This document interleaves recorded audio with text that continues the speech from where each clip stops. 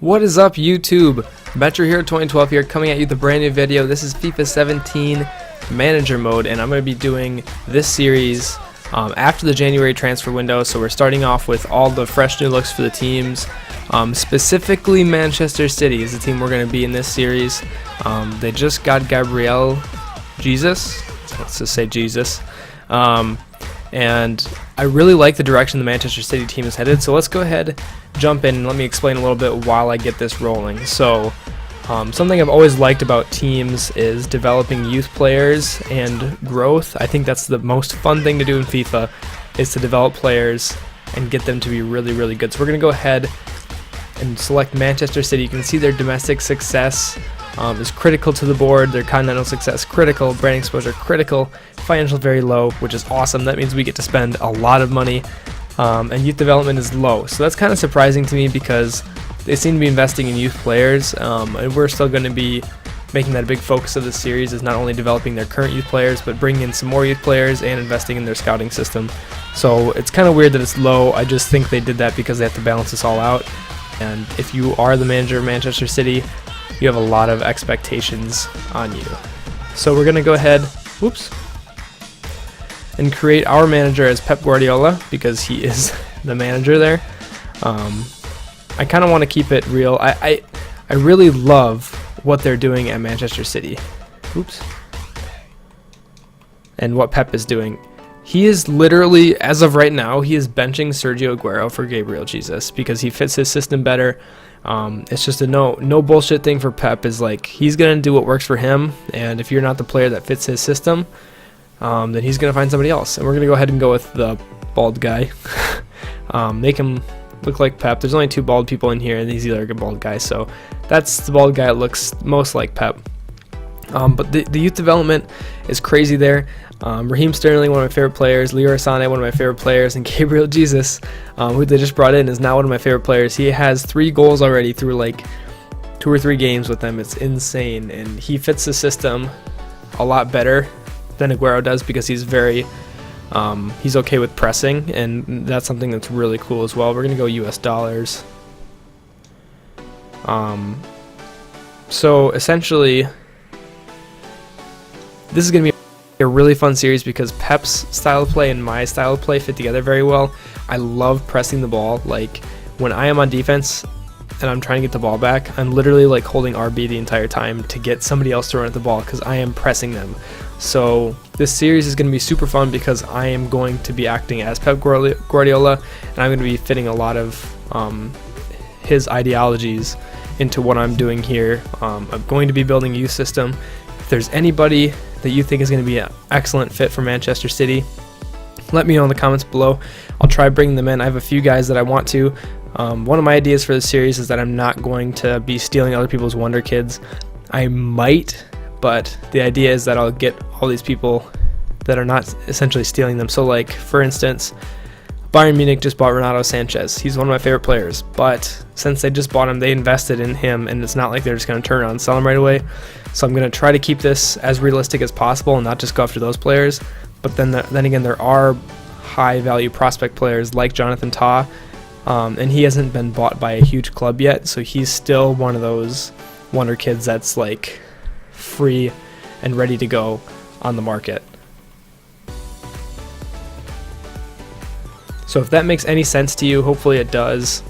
We're going to try our best not to steal other people's already huge investments.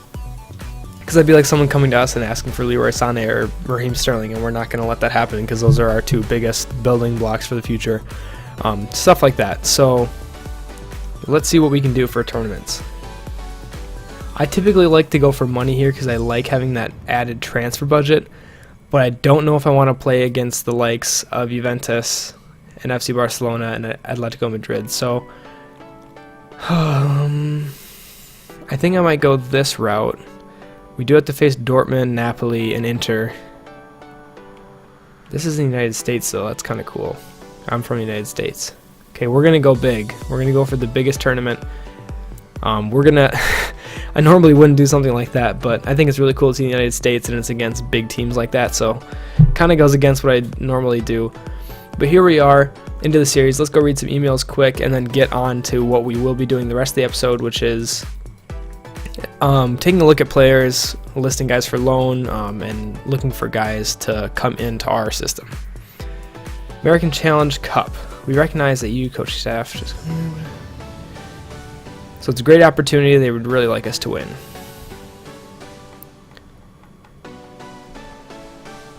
And if the more we advance, the more budget we get, of course. Shirt sales. They'd like us to earn $220 million in shirt sales. Holy cow. Transfer market is open. Delighted to have me. First scout has arrived. Scout is introducing himself. I can go and see what he's all about, but we're not going to do that quite yet. We're going to set up the scouting network. So the first thing we're going to be accomplishing in this episode is setting up the scouting network, and that will be followed by listing players for loan and for sale, and then that will be followed by inquiring about a number of different players. We might not be able to get to them this episode, but we're going to be inquiring about them and trying to get them. So stay tuned for that. Alright everyone, so the very first thing that we're going to be doing is selling some players. So either it's going to be because of age, or we're going to be loaning some people out, but we're going to be going through and listing some people. The first person that has actually fallen out of favor in real life is Claudio Bravo. Pep Guardiola is kind of not too fond of him anymore. So what we're going to do is list him for a short loan so that we can get him back next transfer window, and then list him for when we actually can add him to the transfer list. Bakary Sagna is not our future at right back. We're going to add him to the transfer. I promise I won't disassemble the entire team. It's just like people who are kind of falling out of favor with Pep are the players I'm going to be thinking about listing. Vincent Kompany and Otamendi, I think I'm going to keep for now unless people offer for them. I don't know if I'm going to list them. Kompany gets hurt a lot, but he's like really good. He's one of my favorite center backs. And then Otamendi, I don't know. I don't really care for him, but I'm going to keep him because he's a very solid center back. I'm going to be investing in some other center backs, and if they end up working out better, I might go that route. Gael Clichy. His contract's expiring in 12 months. He may not have a future here. We'll add him to the list. Yaya Toure, I know, is definitely falling out of favor with Pep. I don't know if we're going to add him to the list or not. We might just find a guy to replace him and keep him here. His contract's expiring, so we might end up listing him in the second part of the transfer window. De Bruyne is a guy we're definitely keeping for sure. Silva is getting a little bit old, but he's a very, very, very good player. Very good to have on the team. I enjoy playing with him, so I am going to keep him because he definitely hasn't lost any favor with Pep. Raheem Sterling, untouchable. Sergio Aguero has fallen out of favor and is probably not going to be playing for Manchester City anymore. I'm going to leave this up to you guys. You let me know what you want me to do with Sergio Aguero in the comments below, and I will listen to you guys. If you want me to transfer list him, I will. If you want me to start him, probably will. But I'm really going strong with Gabriel Jesus and Leroy Sané and Sterling as the building blocks of this organization. So I don't know if I want to keep Aguero on board. If he'll be happy coming off the bench, I'd be happy to keep him because he's like a very important player for Manchester City. He's kind of a legend here.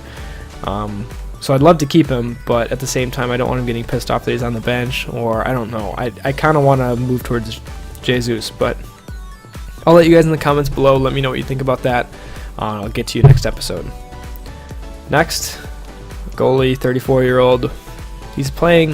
I think he's the one actually starting right now, but we're going to list him. We have a different goalie in mind. I'll show you kind of what I'm thinking with that situation here in a little bit. Stones will keep. Nolito, he just got to us for a lot of money, so it'd be kind of ridiculous to turn around and flip him. But we're going to add him for a short loan. I don't think we're going to play him very much. I just don't know if I necessarily agree with that signing. If you guys disagree with me, let me know. Gundogan, he'll be a very good player off the bench, I think. I don't know if I really want him starting. If he is, he'd probably be starting for Yaya. So we'll see how his form is through a few games. We're not going to list him quite yet. Kolarov, we'll list to the transfer list. Same with Fernando. There's just some guys that don't mean a whole heck of a lot to me. Fabian Delph. We'll see if we want to keep him. He's actually got pretty decent stats, but we're going to list him just in case we get a good offer. But here's the man, Gabriel Jesus. 92 agility, 91 balance, 88 acceleration, 85 sprint speed, 85 dribbling. I think he's got like a five-star skill moves too, and 3 or 4-star weak foot. He's a beast for a 19-year-old. I'm so excited to build him.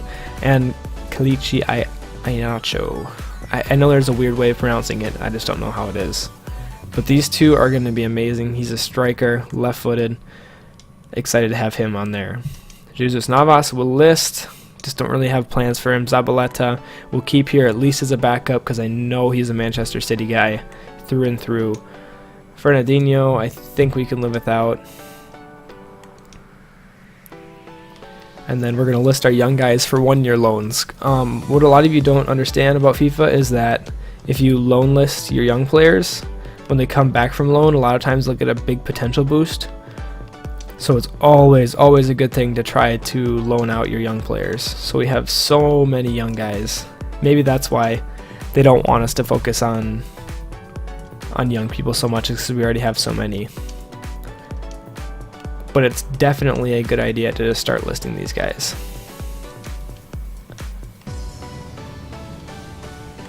Alright, so that's everybody. We've listed everybody for loan and those to sell that we'd like to. And next we'll be searching for a few players that we want to add to our squad.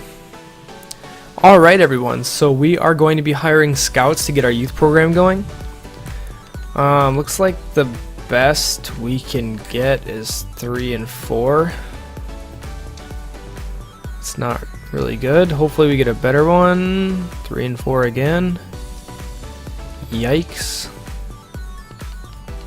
4 and 4. So we really don't have very many good scouts. And we're going to go ahead and set up networks. Brazil.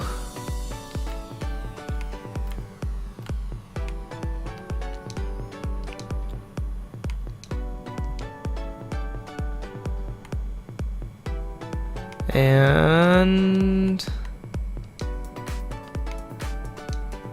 we're going to go Spain.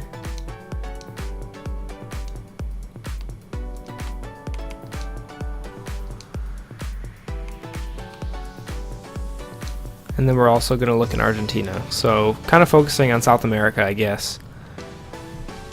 But they're not really the best scouts, so we're going to have to get really lucky. And I guess you can like hire and fire them as something that some people do. So you guys let me know what you think about doing that. But yeah, we have our scouting network set up, and hopefully we can find some good players in there.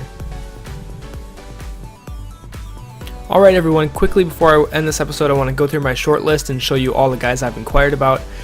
This is already a very long episode 1, so I'll try to make this nice and short. But essentially I'll run through these guys, let you know that I inquired about a few of them already to see how much they're worth, and I want your opinion on who you think I should get. I tried to get as many people as I could that were very good players, but not necessarily the cornerstones behind development for the club going forward, like a Renato Sanchez would be. So I did put Charlie Musonda in there. I'm not sure if he's actually like a huge piece for Chelsea or not, but let's just run through this list quick, and then I'll end episode 1. We'll get on to episode 2, which will be hearing back from a lot of people and making some moves on a few guys, hopefully. But I want to definitely hear your feedback. I told you a few questions already, but put them in the comments below. All your suggestions, I definitely take them into account. Anybody who's seen my NBA series will know that for sure. But we'll start off Gianluigi Donnarumma. There's another goalie that Manchester City is interested in right now, and they're actually from Benfica. So the Benfica goalie, but they want like 30 or 40 million for him, which is crazy. So I figured, if City's looking for a new young goalie, instead of getting a 22-year-old from Benfica, why not go for the 17-year-old from AC Milan? Gianluigi Donnarumma is a 6'5" goalie. He's very good. He has the acrobatic skill, and he has amazing reflexes. So he comes in at like a 78 overall right away at age 17, and if you train him up, he'll be like 85 by the end of year 1. So Gianluigi Donnarumma is a guy we're definitely going after. Hopefully going to spend about 12 million on him. Let me know what you guys think about that. And then for a backup goalie, we're looking at Bartlomiej Dragowski and also Albin Lafont. So two 17 and 18-year-old guys, both tall, both very good goalies. Either of them would work, but we're definitely going for Donnarumma as our starter. Felix Pasalac. So you can see his stats here. They're okay. They're pretty good. His potential is really high for an 18-year-old. So hopefully we can get him in as a right back, him or Klosterman. They're both pretty good. So we've scouted Pasalac, but we haven't scouted Klosterman.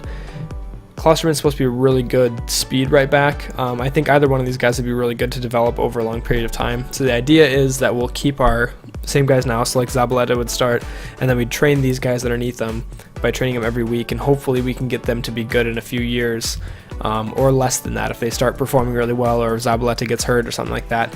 One of these two guys. So let me know what you think between Felix Paslak and Lucas Klosterman. They're both supposed to be super high potential, so let me know what you think.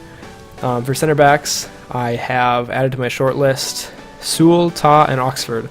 So Reece Oxford, as you may know, he's like a 67, 68 overall guy, but he's only 17 years old, and his potential is crazy. He has the highest growth potential in this game, meaning he can go from 67 all the way to like 88 overall, and you can get him for like $1 million. But right now he's on loan at Reading, so we can't go after him, but whenever he comes back from loan, we're going to go after him and try to get him as cheap as possible. Let me know what you guys think between Nicolas Sewell and Jonathan Todd. They're both big center backs, and they're both very strong. So you can see their physical strength and then technical stand tackle for Sewell. Let me know what you think between the two of them. They're probably going to cost about the same, but I think I'm going to go after one of them, unless you guys say otherwise. But we're just going to try to find a rotational center back to fit in with our already good scheme that Manchester City has.